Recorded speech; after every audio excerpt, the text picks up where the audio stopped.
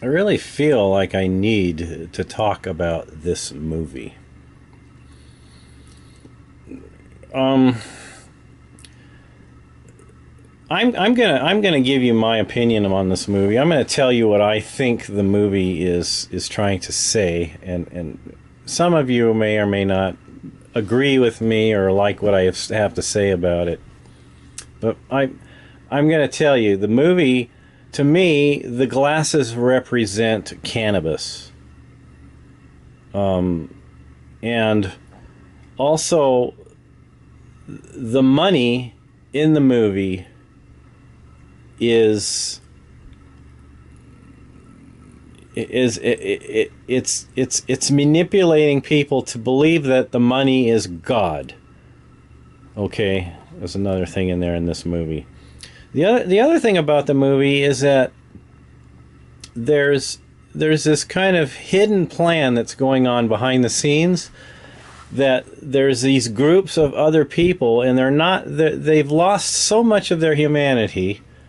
They're so out of touch with the regular working person that they live in their own isolated world, and they have so much power and money, and they're able to do so much and control the world at such a level that most people are being misled, are being tricked by these elite people, by these wealthy elite people that have at their disposal brilliant scientists, or they have at their disposal very, very smart people in the media, in our culture, that are leading everybody else along. And so here is this guy. He's just an average working guy, good-hearted guy that wants just to do his job and work and make a good living.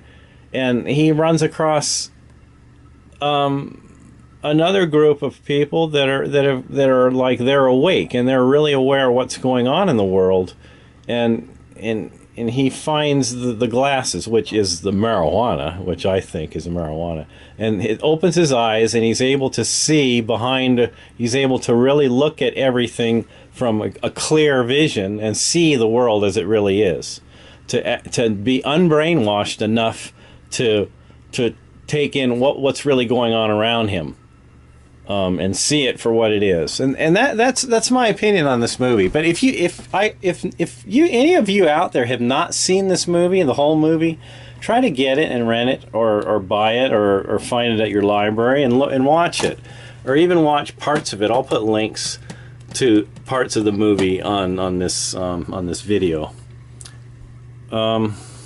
The movie's about time travel. I have a fascination with time travel. The idea that you could go forward or backward in time would be very, very, very, very, very helpful.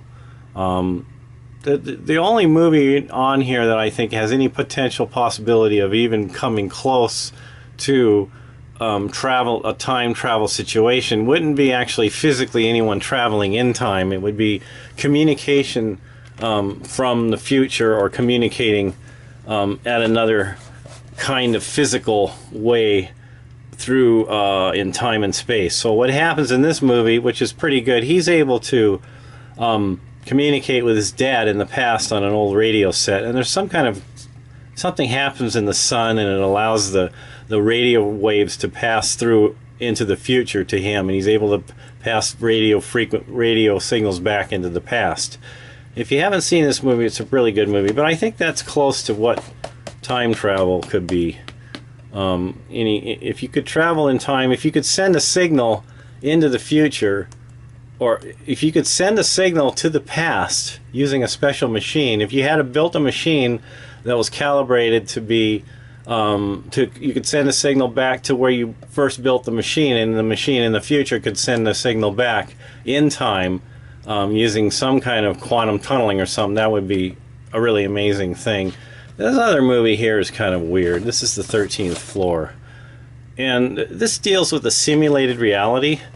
So if you haven't seen this movie, if you guys haven't seen this movie, another movie that you should see, because it really is very interesting that he's an actual in a virtual reality world, and he finds this computer, and he's able to put the goggles on and go inside of the computer and go in the virtual world. And then he eventually finds out that the world he's in is a virtual world. So if you haven't seen this, it's pretty good. It's the kind of movie you could see a few times over and enjoy it. Those are the kind of movies I like. The movies that you can watch again and again and get and see it in different ways. This other movie here is kind of an interesting movie. This is more Buddhist than anything else, this movie, because he's able to live the same day over and over and over again, but everybody else is also living the same day over and over again, but they don't remember anything from one day to the next. He is able to remember what happened on the previous days, but no one else is. And so he's able to accumulate all this knowledge and wisdom from the previous day that was exactly the same as every other day, and he's able to finally you have to watch this movie. It's a good movie too. So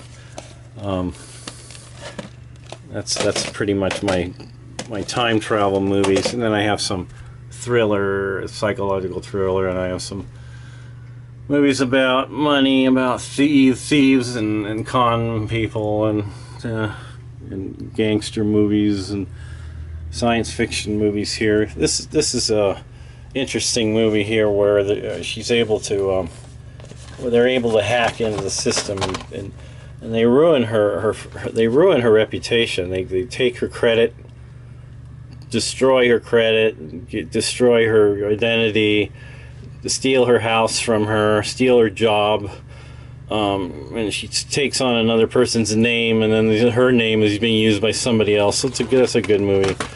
And then this Fahrenheit 451 is the future. What happens to books in the future? There's no longer, people are no longer allowed to have books, and they burn books.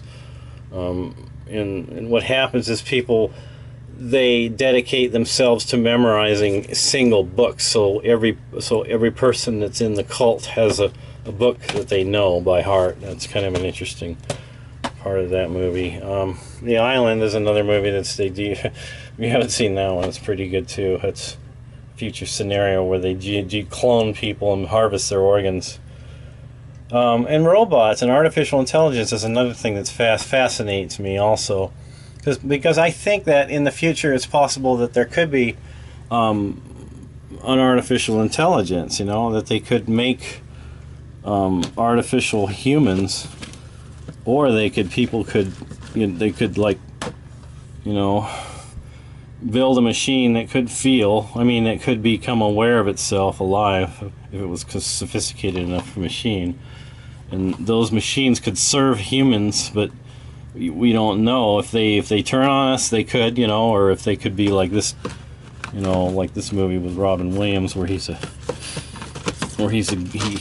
becomes a better and better and better and better. He keeps rebuilding. They keep rebuilding him over time and make him a better person, make him a better machine, human-like machine. So that would be a good optimistic version of the future there for robots. What they do with him in that movie. It's a very good movie. If you haven't seen this one, see this. Both of these are really good movies. And then this movie here has kept me up at night, this day after movie, because it'd be like the worst thing that could happen would be a nuclear war. It really would be, because there wouldn't be much chance for most people to survive after a full-out nuclear exchange between one country against another country. Really mess things up. So anyhow. Other stuff. I don't know what this. Oh, yeah, I was looking for those suspenders. Yeah. So anyhow, I got other movies about the future: The Fortress, The Outland, and then Running Man, Silent Running. That's a good one, Silent Running. Where he's on this. They don't have any. People don't eat real food anymore. They make artificial food, and he's going out on a spaceship, and he's managing this forest, and he's trying to. He ends up killing other people that are workers that are wanting to blow everything up, because they're not going to pay for it to be anymore. So it's kind of and then Logan's Run. This is kind of the way the future's going, this movie here. this one and maybe this one here is Zardoz. These two are kind of the, it's kind of, you know, you have really, really rich people that live, that cut themselves off, isolate themselves off from working people, and the poor people live in these malls, you know. And then this one here where they actually build a city and they close themselves off from the rest of the world, and kind of everybody else goes to shit, and then they have their own city that's cut off. Then they have really advanced technology they use to maintain themselves as immortals.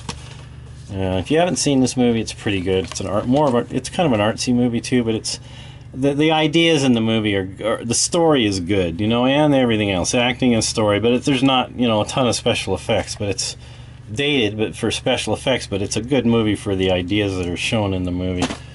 Anyhow, that's pretty much where I'm going here. Actually, if I like somebody and I subscribe to them and I watch their videos and they have a book, I'll buy their book. Even if I don't really agree with them, I'll buy their book. I mean, I think this is Professor Anton's, one of his books, and I have, this is like Matt, Thou Art That. It's one of his books. And this is like Jim Crawford's book here, Anti-Natalism. And I have another book that I got off a guy that was arguing with Gary Amendenham for a while. I got his book and I was going to read that. So anyhow, that's what I've been doing lately. See you later. Bye-bye.